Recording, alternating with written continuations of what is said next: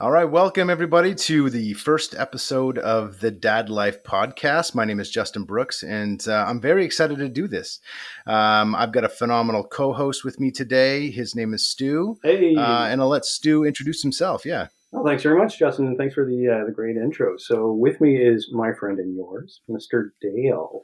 And Dale, so good for you to join us today. And I understand that you brought us something, a little tasty treat to start off with. You know, Zoom is more than just video calls, my friends. Yes. I can chuck you a beer and you can catch it. Ready? Catch. Whoa! Oh, there we go. Nice. Whoa. All right, very good. All right, gentlemen. Cheers to the first episode of the Dad Life. All right, cheers. Now, Dale. because I'm not a Neanderthal, I'm going to put mine in a glass. I'm going to let it breathe a little bit, gentlemen. I actually look at did that. as well. Oh man. Yeah, Oh, look at Dale, that. are you still I'll be camping? the Neanderthal. I'll be the Neanderthal of the group for you guys. There For all go. you Neanderthals out there. Yeah. Less to Cheers- pack out cheers, gentlemen. In your yurt. Cheers. Yeah. So Dale, when I connected with you the other day and I said, "Hey Dale, what beer's in your fridge?" You sent me a picture of this really tasty IPA. Why is it A full this one, too. beer I was specifically? surprised.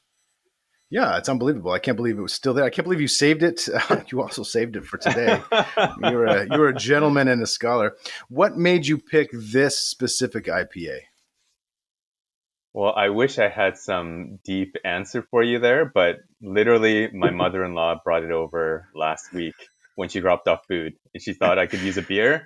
And she doesn't speak English very well, but I thought the name Hard Day was very fitting at that time. So Very yeah, good. she just dropped off a 6-pack and she's the best mother-in-law ever. Wow, it's a good Yeah. good plug. Does she listen to the show? Is that why the Always, saying this? always, yeah. She's right beside me here, actually. oh Yeah, she's big trying to shout be the out best to dad Dale's ever. mother-in-law. Yeah. Thank you, So this Dale's is mom. this is a for, red truck beer, I guess, right? That's who makes it. Yeah, and I think it's based in Surrey, is it not? Is it Red a Truck, I Central- think they're Vancouver. Or is it Yeah, Vancouver? they're Vancouver. So I take it you two gentlemen have never been to Red Truck Brewery in Vancouver. Always a lineup. Oh, okay. I always drive So- past it. It is a fun place to be. Not so unique now as they were when they first started, but when the kind of ambiance they had there and kind of the visual setup was really unique at the time. And they do some really, really great beers. They don't try to. So one thing I like about Red Truck, they don't try to be something they're not. And the beers they make are actually really, really good. They're very simple, but they're very refreshing and very good. I've never had a disappointing beer, but I've never also been blown away by their beer either. I'm always satisfied. So there goes that Mm. sponsor. Thanks, Yeah. Red Red I will Truck, say if it you're is- listening, I will say it's quite a clean IPA. It's a good summer IPA, I would say. yeah, it's nice and malty. Mm-hmm. Yeah. I wonder why the name Hard Day. Like, does this feel like it would quench your hard day? Like, does it have that flavor profile where you would drink it after a hard day? You're like, it's all gone. My hard Yeah, day is gone. to me it tastes like another beer. Like I'm gonna drink it and then I'm gonna have another one. Yeah, now After I a would hard day. disagree. To me, when I think of a hard day, I think of Well, you can send me yours then. I'll what- take it. Yeah. Not that I don't like it, but I think a hard day kind of beer is the kind of beer that you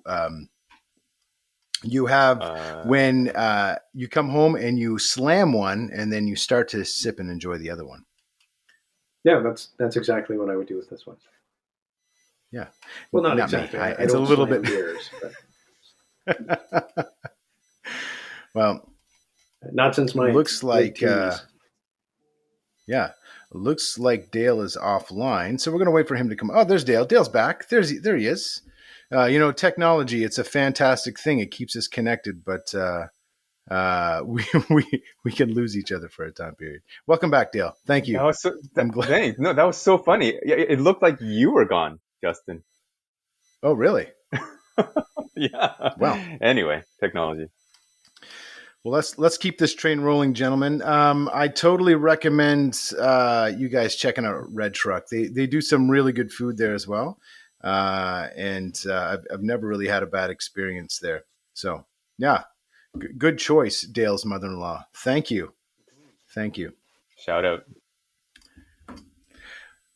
When I was kind of thinking about kind of how this was getting started today, one thing I realized that we all have in common.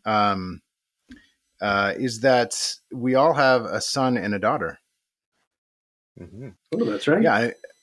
Yeah. So I thought that was a really cool dynamic to start. So Dale, you have the oldest set of children of the three of us. Mm-hmm. So can you kind of describe over the years the kind of the dynamics, how it's kind of ebbed and flowed, I guess, while your children were growing up?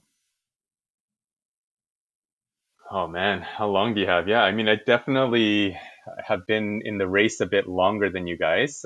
My oldest is 8, and my youngest is 6 Wow. now, which is hard to believe. Man. And I actually thought it was fitting that I would join you guys today from this room specifically. I would usually call in from my office, but because this was the room that was the original nursery, that is now my daughter's room.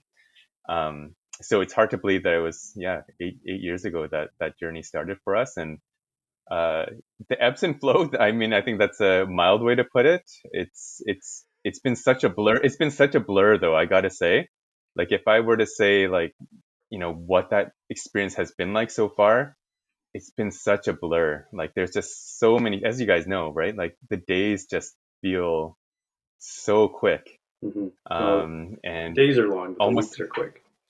yeah, exactly. So, you like any other dad, any other parent, definitely have the highs and the lows.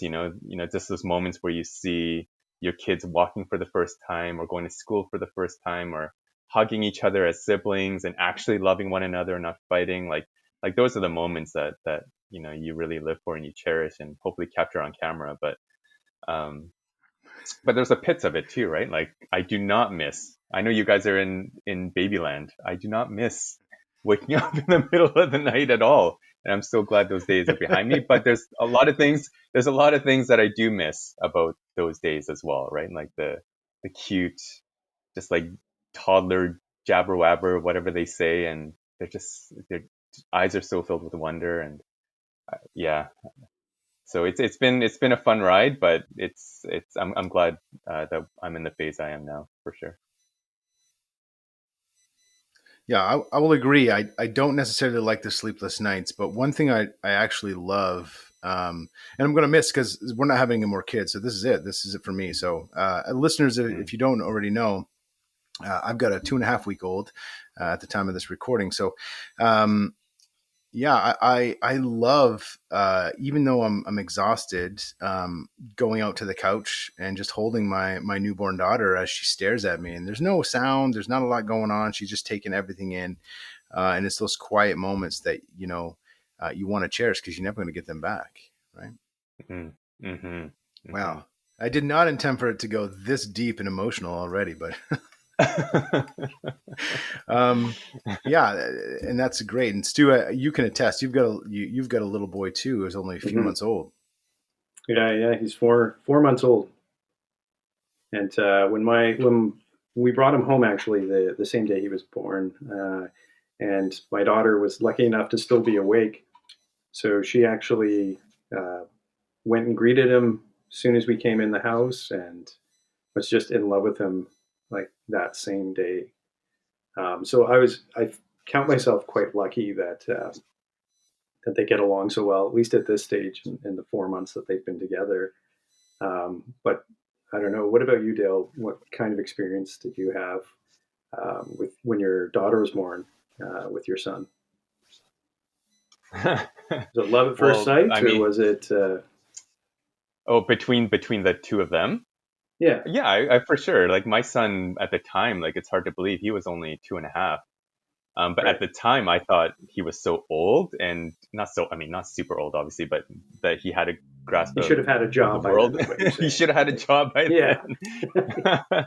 But looking back, Monthly I'm like, yeah, he was expenses. really young. Yeah, yeah.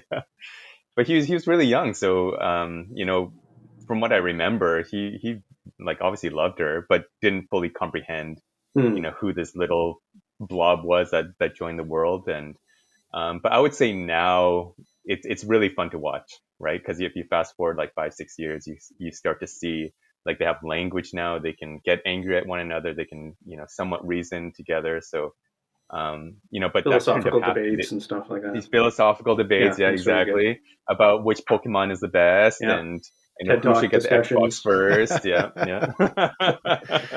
Oh. But that couldn't have happened Now, if they didn't have that Dale, history, right? yeah. So, do you debate which is the best Pokemon character with him, or are you confused by the whole process? I fake it till I make it, my friend. Well, I mean, you can always just tell them to go to their room, right? I mean, that's the good thing, I guess, right now. They Well, that's a disagree. You're crazy. just like, well, you know what? We're Yeah, done. Go to bed.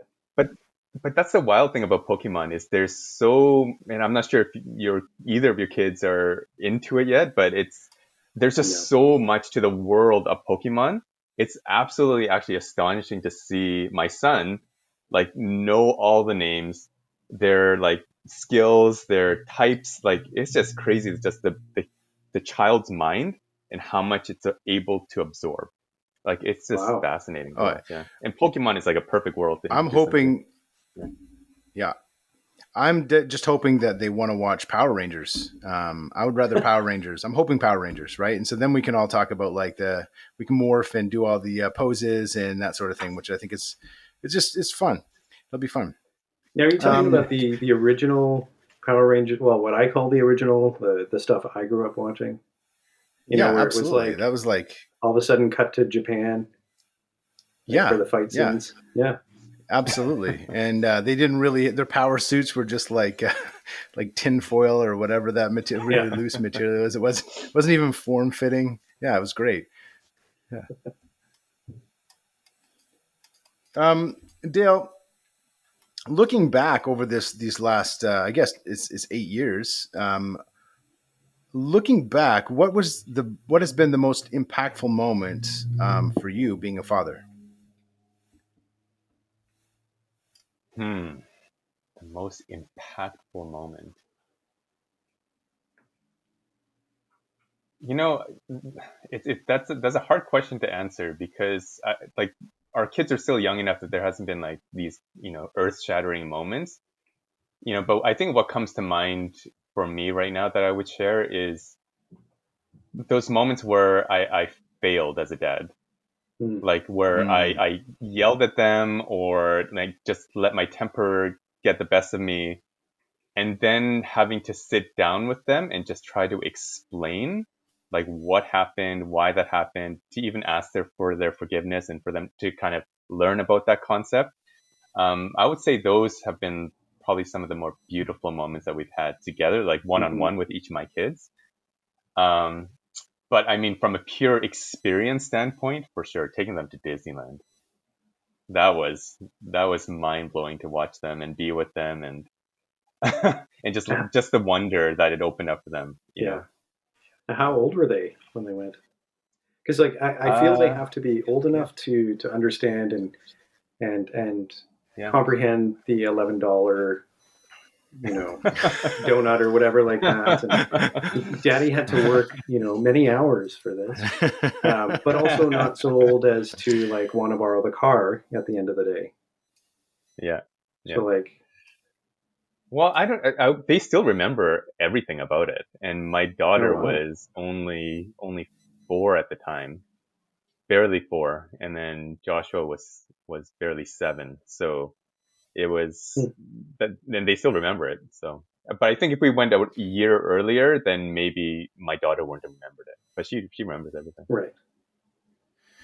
Not the yeah, price of churros, I but love the I really like that you brought up. I'm going to go back a little bit and really like that you brought up the forgiveness aspect. I think just last week, a few days ago, when we've got a newborn baby and no sleep, and I'm exhausted, and when my son gets closer to bedtime, his aggression kind of peaks because he's overtired, doesn't know what to do with that overtired energy. It's pretty common for most kids. And so I was trying to get him ready for bed, and he like poked his thumbs in my eyes, and I lost it, right? I yelled at him, I made him cry, and I felt instantly like the biggest monster in the world. It just scared my son, right? So my wife, being the wonderful woman she is, came in and said, "Hey, do you want me to take over right now? I see that you could probably use a break." And I said, "No, I need to take time, and I need to make this right." So as I finished, he was crying because I had scared him, and I held him, and then I apologized to him, and I asked for his forgiveness, but I also explained to him that I was wrong in doing what I did, even though he poked me in the eyes, which was very unpleasant. You know, I made sure that he knew that, like, it's not his job, right? It's mine. I'm the dad. I'm the one that's supposed to be even keeled and cool and manage the situation. And then, so yeah, having those moments where when you do fail as a father and you sit down and you take the time to explain, "Hey, I'm sorry. Can you forgive me?" It goes a long way to teaching them empathy for each other and also taking ownership, down the road. I think that's the biggest takeaway from that, is that down the road they're going to know how to take ownership because of our example as fathers in those moments. Yeah. Yeah, that's a good point. Like, it's the responsibility, taking responsibility for your actions, and also normalizing that apology and normalizing that, um, rather than it having to become a big production or something like that. It's just simply having that conversation, connecting with your child, and walking through what happened. Yeah. Yeah. Yeah, it's really good. Now I'm going to jump back into the Disneyland aspect. What part of Disneyland did you absolutely cringe at, but you did it anyway because you knew your children were going to love it? And don't say the $11 churro or whatever. that would definitely make me cringe. Yeah. You want that? Seriously? Gosh. And then you look back and your kids are like, "Please, Daddy." And you're like, "Well, I guess." I brought some sliced apple from the hotel. Yeah, exactly. Yeah. We got berries in the car. You like that better anyway, right, buddy? You don't need the $10 chorizo. No. Oh man. Well, two moments come to mind. So number one, I would say for sure I cringe now, but my daughter ended up falling in love with It's a Small World. And so ride? I don't know. So I must have gone on that ride like 15 times over the 5-day pass that we got. And oh my gosh, I just wanted to like knock some heads off of the dolls inside there. That's one of the older rides too, isn't it? It is, but you know what? They've maintained it really well. Like they keep it fresh. I mean, the ride is the same, but there's a techno version and everything. Yeah. Hit the 90s boy band group or something. But if you think about it, if you look at sort of how it's been set up, it's pretty remarkable that, like, I don't know whenever that ride opened, which was, I'm assuming, in the 70s or something. Like, that must have been like mind blowing to go through something like that back then. Oh, for sure. I mean, like the amount of animatronics in there for that time period. Yeah. I feel totally out of the loop in what you guys are talking about because I have never been to any Disneyland or World or anything like that. So I'm kind of living vicariously through you guys' conversation. And the more you talk about it, I've never been to Disneyland either, so I watch videos. Stu's just drinking beer in a dark room on his laptop, watching other people's home videos of their experience at Disneyland. Falling down the YouTube, you might like this video. Oh, more on Disneyland. Yeah. 15 minutes of It's a Small World. Go. Sure, I'll watch that. Yeah, we gotta go. We gotta go. Wow. All my friends went to Disneyland over when I was growing up. All my friends went to Disneyland over summer vacation or spring break or something like that. And Hmm. Hmm. they were like, oh, we did this, and they'd come back with the Mickey ears, or they'd have the Disney cash or whatever. And I'm like, yeah, I got a sunburn at Cultus Lake. That's what I did, Oh, you and guys were lucky. it was tempting You though. guys were This was, lucky. and it was not glamping. This was, it's not the yurt that Dale likes to go camping in. This was like Yeah. a No, deep woods type of experience. I am absolutely jealous of both of your guys' experiences. If I don't know what Dale did for the summer, but Stu, if you got to get a sunburn at Cultus Lake, I got to weed the 5 acre garden that we had every day. That was my summer vacation. I guess Oh, the yeah. best part of That my was. of that the best part of that, though, is at the end of the week, we'd collect all the potato bugs off the potato leaves and put them in a can. And then my dad would pour oil in them, and he'd light a match. And it was like a big little can fire of all the bugs that we would collect throughout the week. So, uh, Oh man. yeah, that was the highlight of my summer. Nice, nice. I mean, don't get me wrong. I did not go to Disneyland growing up. The first time I went to Disneyland, I was 17, and that's when my Mm. parents took me. But growing up, my dad put me to work. What are you talking about? I had to work in the grocery store, the convenience store, you name it. The restaurants. That's what I was doing. What was that like? What was that like growing up working, and like was that common for your friends as well? Were they all working in family businesses during the summertime, or no? So it was Hell just you. no. Hell no. Just Yeah. me. So it's like, Just hey me. Dale, want to go swimming? And you're like, yeah, no, I have 8 hours of bagging groceries and stocking shelves ahead of me in this beautiful sunshine. But what did that teach you growing up? Like, I mean, I imagine having that responsibility as a young man must have had Yeah, some yeah. I impact on think I was Joshua's age when I first like ran a cash register, which is pretty you. Were 8 years insane old if and I you were in think. Wow, cash I was register. 8 years old when I wow. first did like work, like did I'm sure it wasn't like a full 8 hour shift, but I did run a cash register at that age, and did my best to serve soft serve ice cream to people, ensured like it probably got all over the place. And Amazing. but yeah, like, but if I think about it, would I do that to my child? I'm like, no way. I don't even trust Joshua with his own knife, let alone a cash register. I mean, different times, right? Different times. I mean, I Different look times, at yes.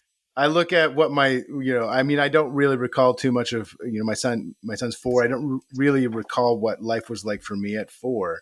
But yeah, I can definitely, like, we didn't have a sidewalk. We lived on a major highway that just had a gravel side shoulder, and my parents just let us go biking whenever from the age of like 8 on. With the transport Yeah, trucks, 2 lane high. There's nothing there. We could have been dragged under, and I'm like, my God, I would never let my child yeah, do those kind of activities, right? Like, yeah, yeah.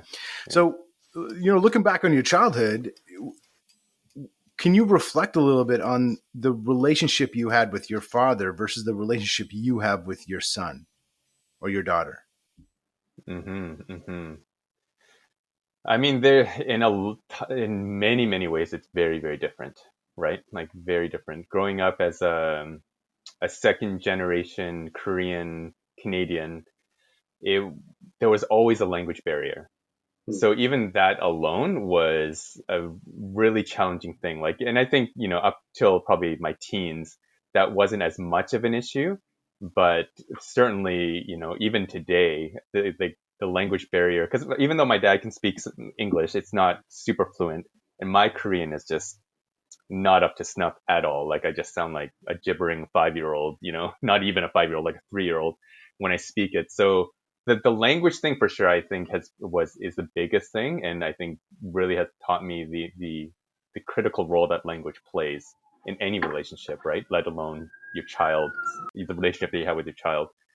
And so, and I think just even my dad, he grew up without a dad. Like his dad passed away when he was like 2 years old too. So, Oh, wow. now that I'm older, like my dad, like he never really had that father figure. Hmm. So he was just, he didn't really have anything to model after other than wherever he picked up how to dad, So, so in that sense, I have to extend a lot of grace to him.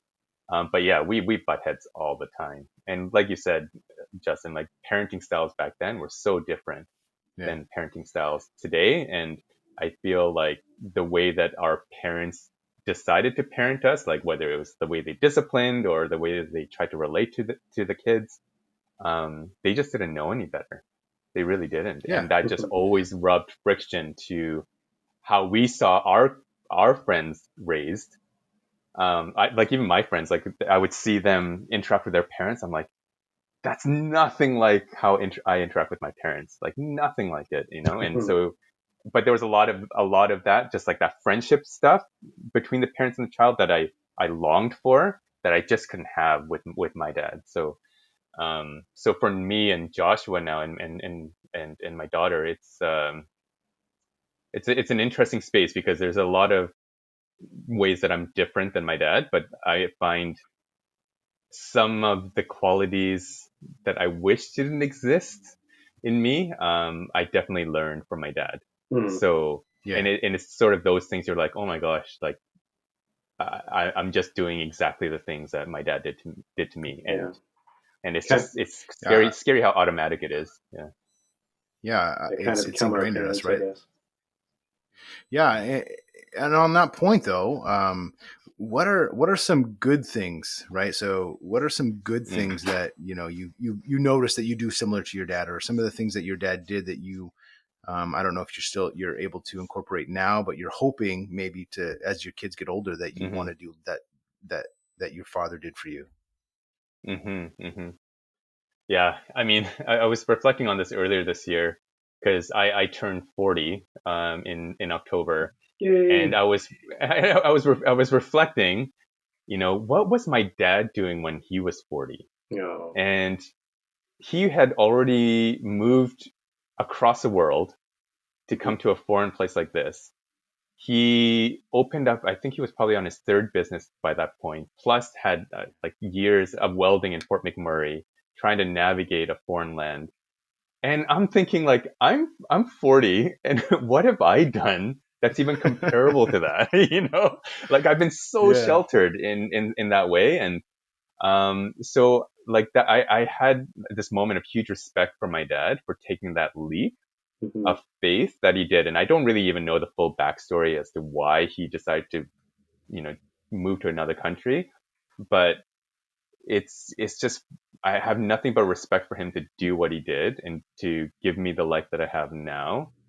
Um, and just I think the tremendous work ethic that I saw because I think a lot of Asian dads, if they're listening, they can relate with their dads and how they just work their tails off in trying to make it in this country. So that was always such a prominent picture of my dad growing up. Is he just was constantly working, and so obviously as a kid I would not like that, and I wish my dad would have more fun with me and stuff like that. But at the same time, I have nothing but utmost respect for the way that he just hustled and hustled to provide for his family.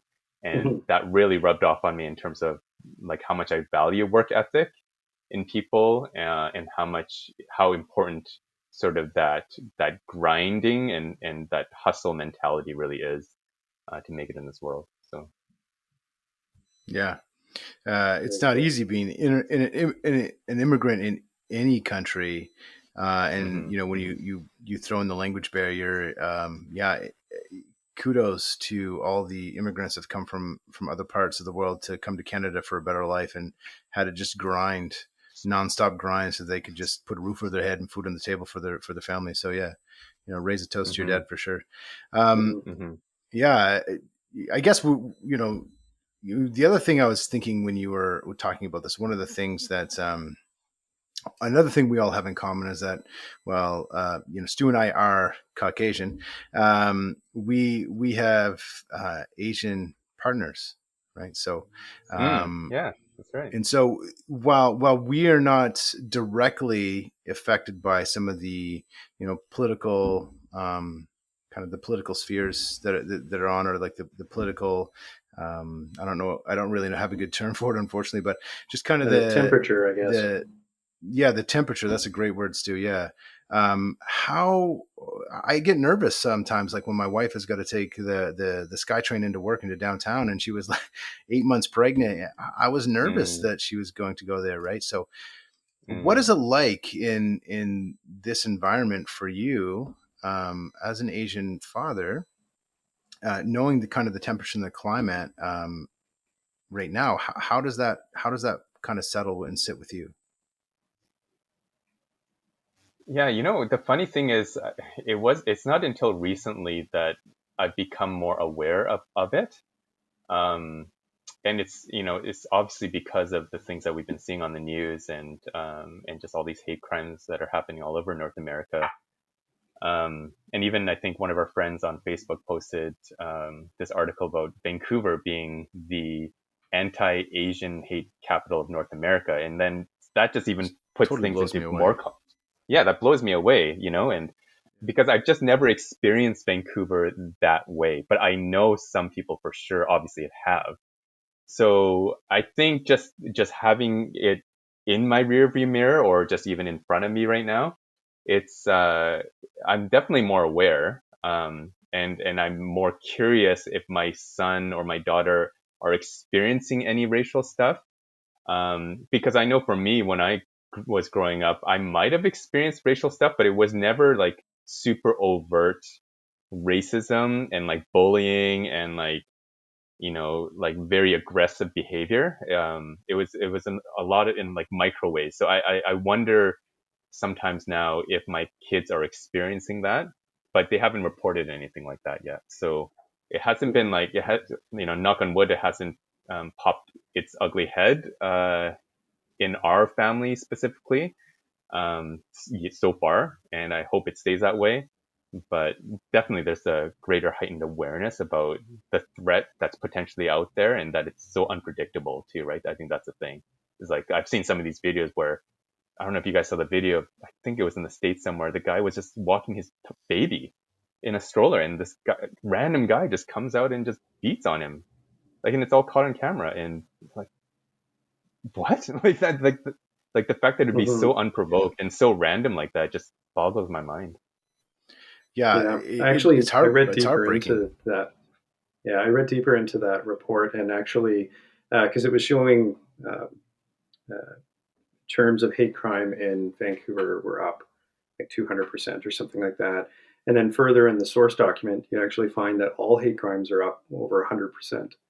So Mm, clearly, there is a huge increase for Asian population or Asian descent population, but it seems like everywhere is getting that way. And I don't know if it's a matter of the pandemic. I don't know if it's a matter of um, the freedoms that we enjoy being restricted in order to deal with this pandemic and to kind of flatten the curve of infections.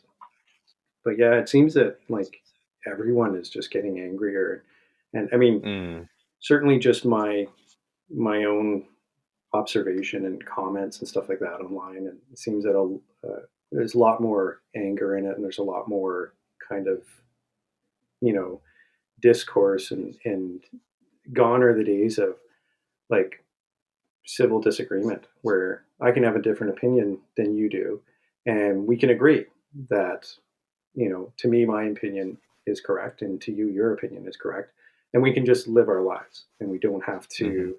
I don't have to like take you down or something like that. It seems that there's a lot more of that kind of anger that's kind of bubbling over. I'm sure there's a lot of different reasons, and the pandemic might be a contributing factor, but yeah, it certainly is a little bit unsettling, and I think that's why it's so important. Justin, you were talking about like developing empathy in your children, and yeah, how important that's going to be for them later on, to where they're able to kind of see the person. They may disagree with the opinion, but separate that out from the person and not see, mm, um, I don't like all these people because I disagree with that one person's opinion. mm, mm. Can I ask Yeah, you guys a question? yeah, yeah. Because I think, yeah, there's that empathy piece, right? Um, and teaching that in our children. But then I think what sticks out to me as well in some of these surveillance videos that are coming out, and again, I don't know the full story, are the bystanders. Hmm. And they're just Yeah. like, and I'm sure there's a psychological effect around that, and people, fight or flight or whatever it may be. But from a parenting standpoint, what do you want to teach your children to, like, how do you want them to react in a situation like that? Yeah. See, I have thought about that so much, because you look at some of the kind of the history around bullying and just in schools in general. So even if we kind of bring this down Mm, to like when my son's going to be 4 this year, so we're a year away from going to school. So I've had all these thoughts of like, what's his life going to be when he goes to school? Is he going to be liked? Is he going to be mm, picked on? Right? He's mixed. So what is he going to feel like who's he going to feel like he can connect with? So all these things that kind of sit mm, in the back of my mind. mm, And so it's, I would really hope that my son would stand up for injustice, at any level. But what we find is that, when people stand up to bullies, they usually get the almost more punished than the person being bullied, right? mm, They usually mm, the ones that's when the kind of the incident gets caught, is when those people are standing up to maybe not, I don't want to say evil because we're talking about kids here, but like they're standing up to that injustice, and that's when the teacher finally shows up and they see that moment, and then it's his word against her word, so, or mm, him, me versus them kind of thing. So I would still hope that my son, even knowing that there's a potential that he is going to get reprimanded for his actions, would still stand up for injustice. And I think it's, mm, along with that empathy piece, it's really important to, age appropriately, um, have those conversations with their children so that they know that, um, one of the things I say to my son every night before he goes to sleep, and sometimes throughout the day, is I ask him, like, whose son are you? Right? Whose boy are you? And he knows, like, mm, he's daddy's boy. Right?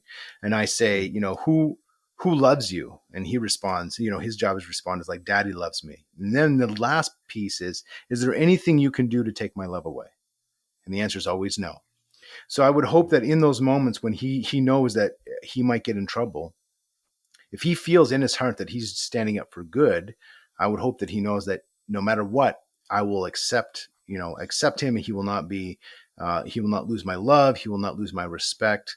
That I will give him, I will support him where he needs. Right. And then maybe, mm, depending on this situation, the incident, then you have a conversation, kind of debrief to see what you could do next time that'd be different than this time. Right. But yeah, you want to be able to support that justice aspect, standing up for those who can't stand up for themselves, for sure. mhm, mhm, mhm. Yeah, Dale, you're kind of talking about, I think it's called the bystander syndrome, Yeah, yeah, or yeah, yeah, yeah. bystander paradox or something like that. And it's, I remember it from first aid days where they said that if you have a heart attack and there's one other person there, you're more likely to receive help than if you have a heart attack in a crowd, because everyone else thinks someone else is doing something. Mm, And mm, to me, I think that's kind of where I would go. Like, obviously, I don't think um, I'd want my child to immediately jump into a fight and try and break it up. But I would not want them to just stand by and do nothing. I'd want them, mhm, Mr. Rogers said, in times of trouble, look for the helpers. And so I would say, like, I would want them to be a helper, and whether that is to call for police or get the teacher, mm, or mhm, to be a friend to that new kid in mhm, school, something along those lines, I think, mhm, and just mhm, again have that conversation. And I think, Justin, you were alluding to it, is to have that after conversation as well. That no matter what, even there will be consequences. You will make mistakes. We all do. Daddy makes mistakes, but that doesn't change my love for you, and that doesn't change this relationship. We will deal with those mm, consequences, but that it, this will never disappear. You will mm, always be my Yeah, child. mm, It's a good that was question. a great question, Dale. Yeah, it's fantastic. Wow. put us on the spot. We're interviewing you, by the way, just for clarity. Thanks for having us on your podcast. Yeah, we appreciate it. Well, look at that. Any other questions you want to ask us, Dale? Pick our brains. Yeah. I do have another question I want to ask Dale. I know we're kind of hitting that 40-minute mark, so we're getting close to the end of this episode. Really appreciate your time and all the all of your sharing. So this is a little bit lighter. How do you connect with each of your children? So you got a son, you got a daughter. They're different ages. How do you connect with each one of them so that they know that that they have you, right? That they can go to you for anything. Like, what's the fun stuff you do kind of for each of your children? It's just you and them. Well, there's my preferred answer, and then there's their preferred answer.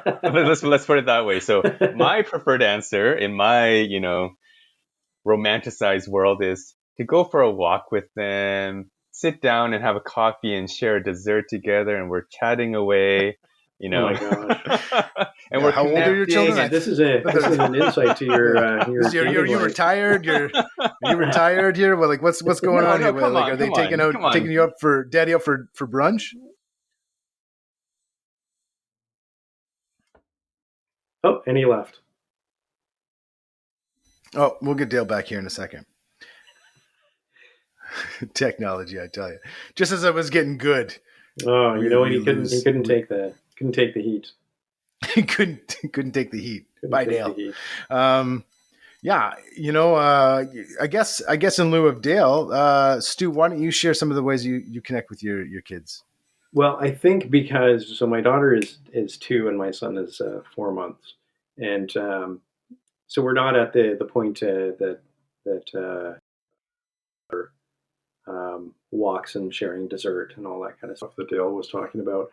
But I think it's really finding what they take joy in, and then and finding how I can fit into that. So right now, my daughter loves climbing, loves all things running, and my sister-in-law gave us her ball pit. Her kids have outgrown the ball pit, so just jumping in there with her. Well, I mean, I can't really jump in, but I play as best I can in there. And then can you take a video of you jumping into that ball pit, please, and just so we can share it?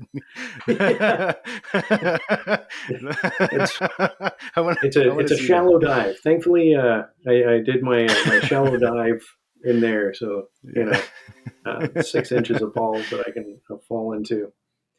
But and then for my son, it's really just right now he loves making faces and connecting that way visually. Oh, cool. So so I kind of thankfully I have an expressive face, so I'm able to keep his attention that way, and I pretend to like eat his chin or his cheeks, and he really giggles at that. So yeah, I'm sure I won't be doing that when he's 14, but for now at 4 months. No, I hope you still do that when he's 14, especially around his friends. Really, just give him go to pick him up and come here. Let me eat you, son. Wow, you don't want to play this game? Oh yeah. Come on, I can't wait to be the embarrassing dad. Yeah. You mean my already am.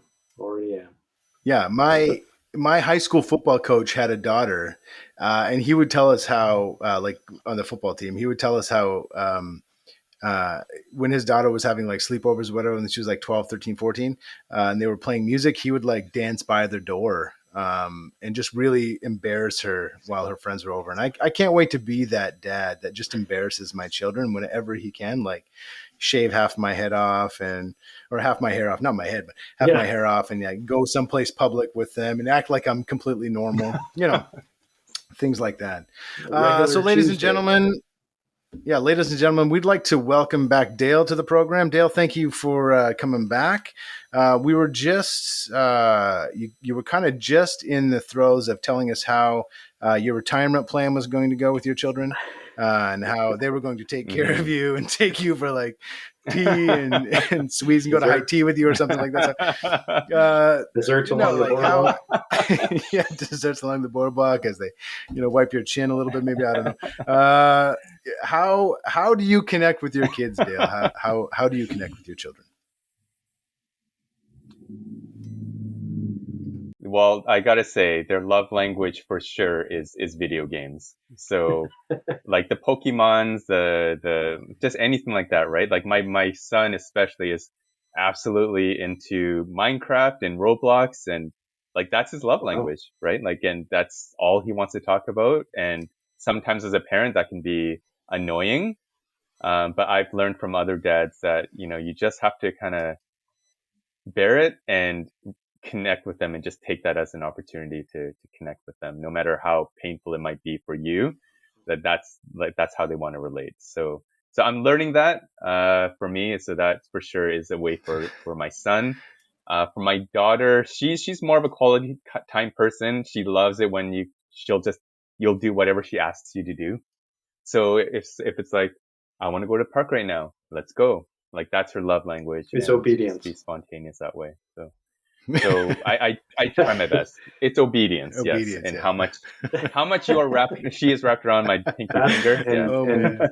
that is the truth. My wife says that all the time. She's like, our daughter has you wrapped around her finger. And I'm like, yep. And I would talk more about this, but I have to go take her to the park right now. Oh man, I can't wait. I can't wait. My daughter is Yeah. is 2 weeks store for old, you. so yeah, I'm excited about it.